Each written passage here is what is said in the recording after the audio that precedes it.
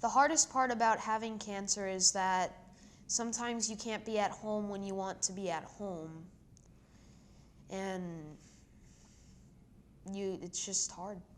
It's something you just don't want to have. And the worst thing that we thought was going to happen is that he broke his arm 4 times in a row. And the worst thing that we thought would happen is that he'd just have to stay in the hospital for a week. We were wrong.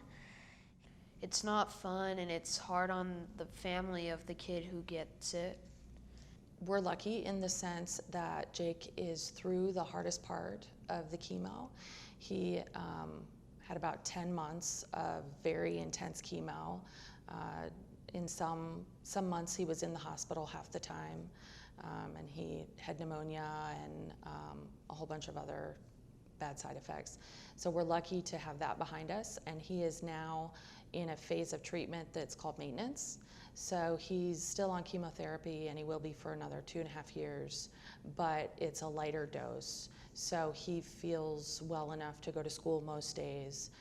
He just started playing baseball again this fall, and so that's been really good for all of our hearts to see him get to go back and do the thing that he loves the most. I have a real appreciation for the CURE organization because they were there right from the start, right within hours of Jake's diagnosis. People are kind of sharing information with you, letting you know the resources that are available.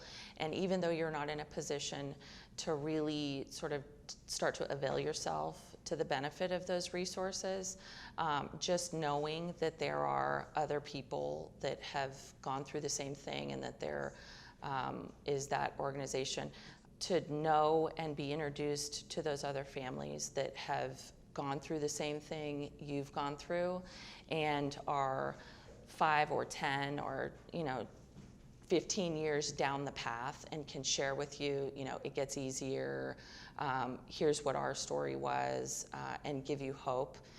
It just goes a really long ways to not feeling so alone. September is Childhood Cancer Awareness Month, and the CURE organization is raising money to fund research that can come up with new treatment for childhood cancer specifically, and eventually a cure.